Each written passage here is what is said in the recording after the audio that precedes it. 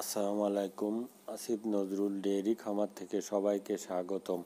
আসলে আমরা অনেকেই চিন্তিত যে আমার কম টাকা আছে, আমি কিভাবে খামার গড়ে তুলব। আসলে চিন্তার কোনো কারণ নেই। আমি সেই কথাটা আজকে এই ভিডিওর ভিতরে তুলে ধরবো আপনাদেরকে। আসলে আমি কাল একটা ভিডিও দিয়েছিলাম যে দেড় লক্ষ টাকা দিয়ে খামার গড়ে তোলা যায়। আসলে সঠিক কথা বলেছি আমি। প্রথমত বলবো যে শেড তৈরি করতে গেলে টাকা তো লাগবে। আসলে শেড তৈরি করতে হলে 10,000 টাকা দিয়ে আপনি শেড তৈরি করতে পারবেন। একদম শেড কিভাবে তৈরি করবেন?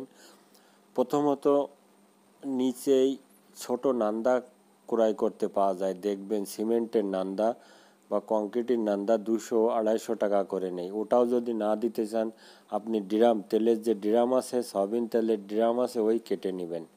প্লাস্টিকের ওই ড্রাম, একটা ড্রাম 1,000 থেকে 1100 টাকা নেবে। ওইটি কেটে মাঝখান থেকে কেটে নেবেন, দুটো হবে।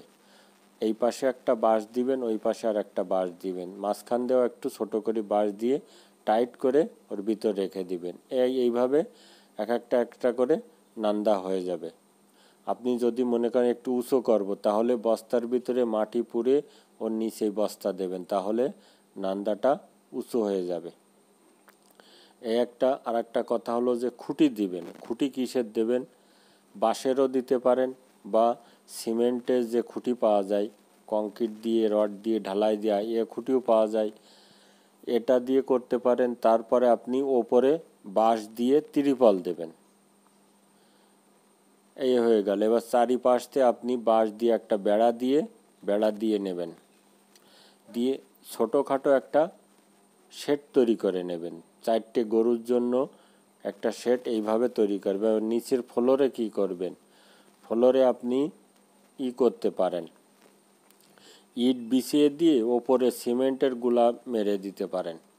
বাস, তাহলে কি হবে, যখনই কোনো সমস্যা হয়, ইনকেস যে খামার আমি করব না, গরু বিক্রয় করে দিলাম, তাহলে এসবগুলো আমি কি করব? আপনি তখন ইট উঠিয়ে ইটগুলো ধুয়ে মুছে বিক্রয় করতে পারবেন, বা অন্য কাজেও লাগাতে পারবেন। বাঁশ আপনি বিক্রয় করতে না পারলেও জ্বালানি হিসেবে কাজে লাগবে। ত্রিপল বিক্রয় করতে পারবেন। ড্রাম আপনি অন্য কোনো কাজে, বাড়ির যে কোনো একটা কাজে লাগাতে পারবেন।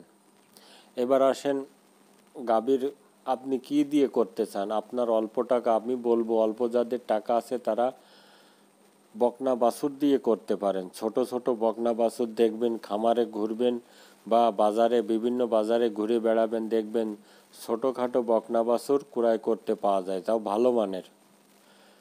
আপনার 65,000, 70 বা 80,000 টাকা দিয়ে একটা বকনা ক্রয় করতে পারেন।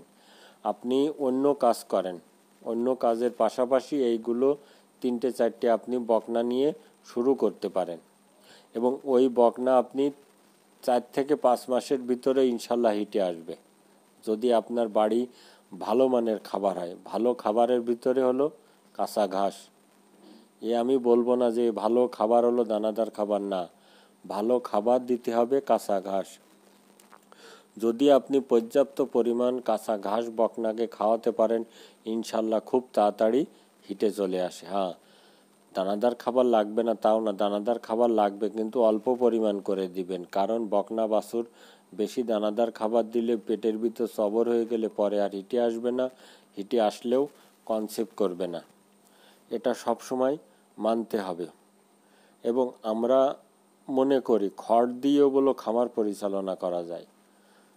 খড়, যাদের জমি জায়গা আছে তারা খড় দিয়ে খামার পরিচালনা করতে পারে। হ্যাঁ, দানাদার খাবার তখন লাগবে, খড়ের পাশাপাশি দানাদার খাবারও লাগবে। এবং প্রথমত আমি বলবো ভাই, আপনার জমি থাকলে আপনি প্রচুর পরিমাণ কাঁচা ঘাস লাগাবেন।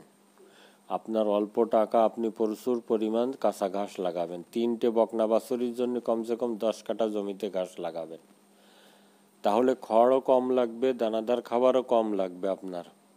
এবং গরুগুলো আপনি এত সুন্দর রাখতে পারবেন ওই কাঁচা ঘাস খাওয়ানোর পরে, মানে সেটা বলে শেষ করা যাবে না। আমরা অনেকেই অনেকভাবে খামার গড়ে তুলি। আমি অল্প টাকার ভিতরে একটা ডিসিশন দিলাম আপনাদেরকে। আসলে আপনারা এইভাবে খামারটা গড়ে তুলতে পারেন। আমি অনেকভাবে অনেক কথা বলে থাকি, আপনাদের যদি কোনো ভুল হয়ে আমার যদি কোনো ভুল হয়ে থাকে অবশ্যই ক্ষমা করবেন। যাদের ভালো লাগবে অবশ্যই সাবস্ক্রাইব করে আমার পাশে থাকবেন।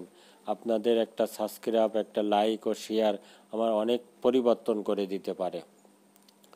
আপনারা এই কথাগুলো মেনে খামার গড়ে তুলুন, ইনশাল্লাহ আমি বলবো আপনি 2 বছরের ভিতরে আপনার খামারে দেখবেন অনেক গরু হয়ে যাবে। কেননা 3টে বকনা বাছুর দিয়ে শুরু করলে ওই 3টে যদি বাছুর হয় তাহলে 6টা হয়ে যাবে।